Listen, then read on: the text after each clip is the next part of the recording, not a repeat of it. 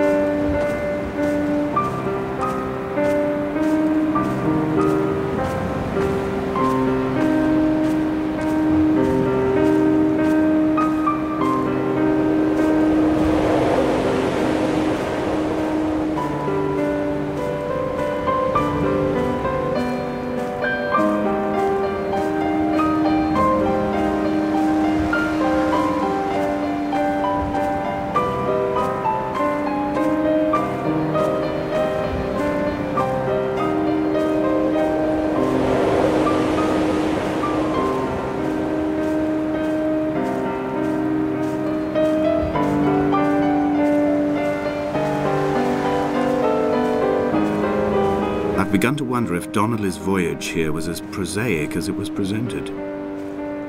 How disappointed not to have found the bones of the holy man. No wonder he hated the inhabitants so.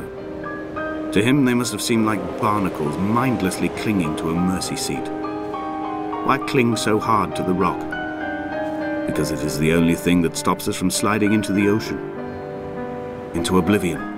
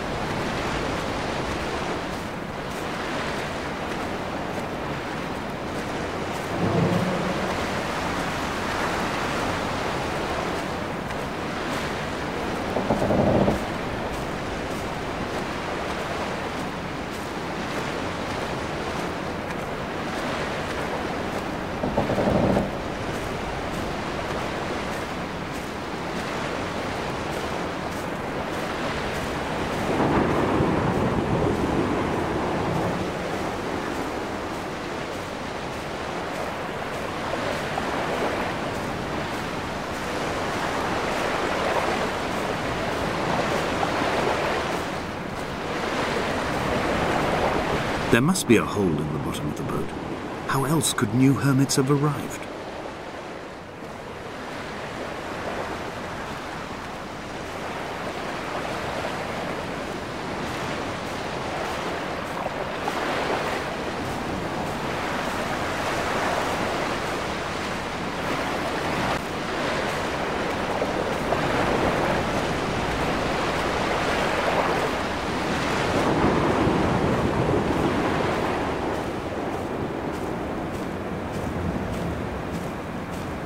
I had kidney stones, and you visited me in the hospital.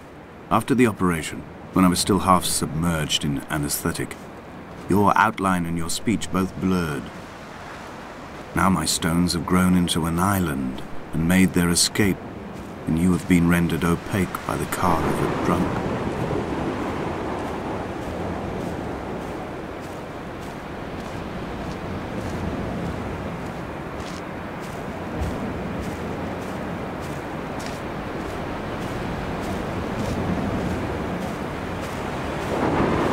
When I first looked into the shaft, I swear I felt the stones in my stomach shift in recognition.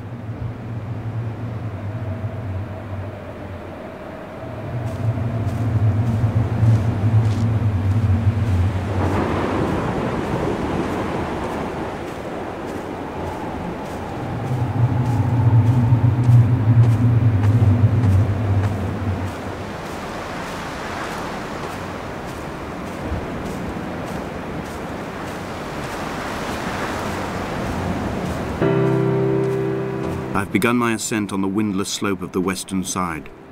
The setting sun was an inflamed eye squeezing shut against the light shone in by the doctors. My neck is aching through constantly craning my head up to track the light of the aerial. I must look downwards, follow the path under the island to a new beginning.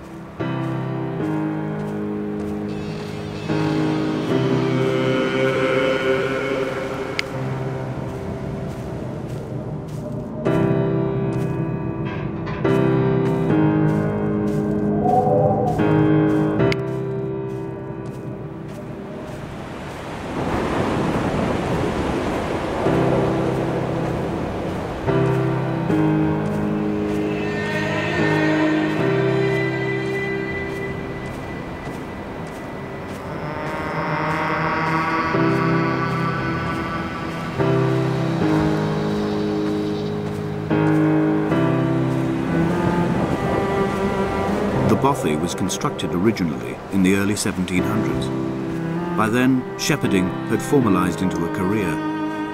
The first habitual shepherd was a man called Jakobsen, from a lineage of migratory Scandinavians. He was not considered a man of breeding by the mainlanders. He came here every summer whilst building the bothy, hoping eventually that becoming a man of property would secure him a wife and a lineage. Donnelly records that it did not work. He caught some disease from his malcontented goats and died 2 years after completing it. There was no one to carve white lines into the cliff for him either.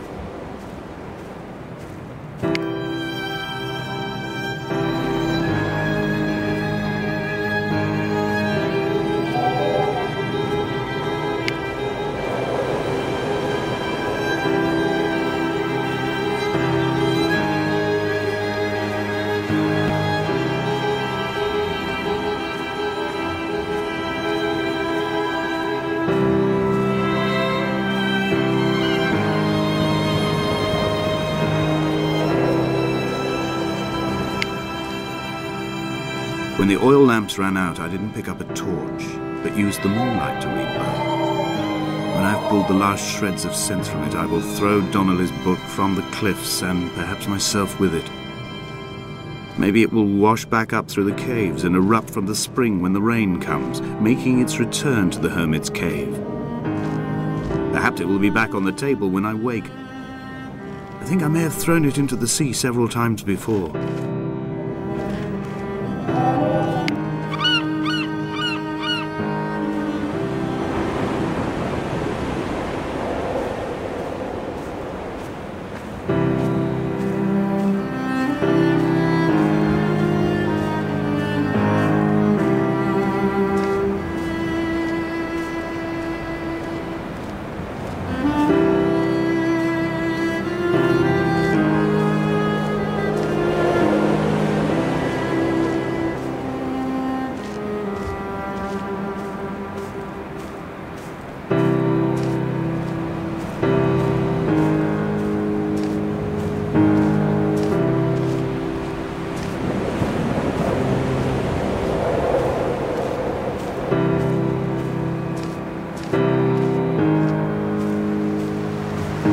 He left his body to the medical school and was duly opened out for a crowd of students 21 days after his passing.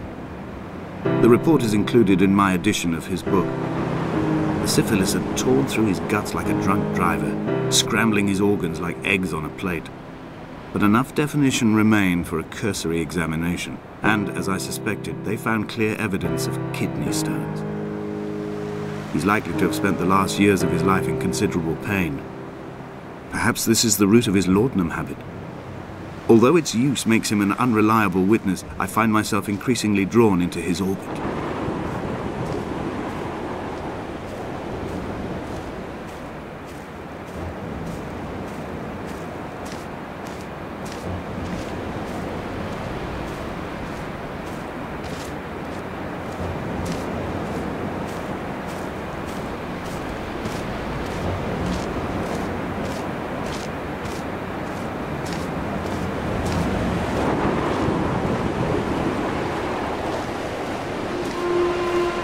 They found Jakobsen in early spring. The thaw had only just come. Even though he'd been dead nearly 7 months, his body had been frozen right down to the nerves and had not even begun to decompose. His fingernails were raw and bitten to the quick. They found the phosphorescent moss that grows in the caves deep under the nails. Whatever he'd been doing under the island when his strength began to fail is lost. He'd struggled halfway up the cliff again, perhaps in a delirium, perhaps trying to reach the Bothy's fire before curling into a stone and expiring.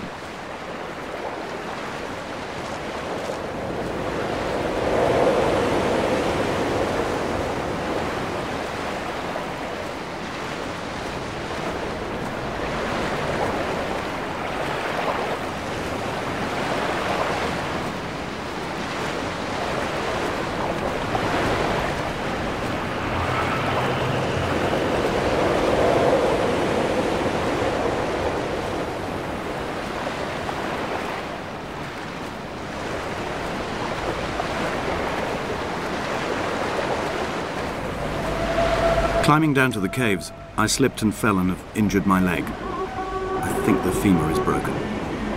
It is clearly infected. The skin has turned a bright, tight pink, and the pain is crashing in on waves, winter tides against my shoreline, drowning out the ache of my stones.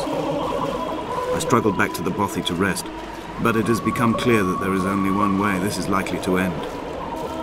The medical supplies I looted from the trawler have suddenly found their purpose.